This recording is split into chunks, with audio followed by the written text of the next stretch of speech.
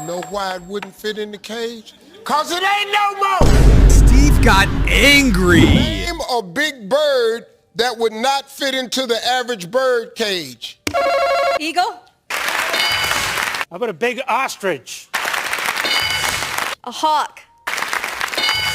Big bird. I'm gonna have to go with flamingo. Emu. Huh?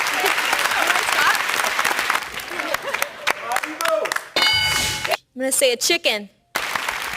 A peacock.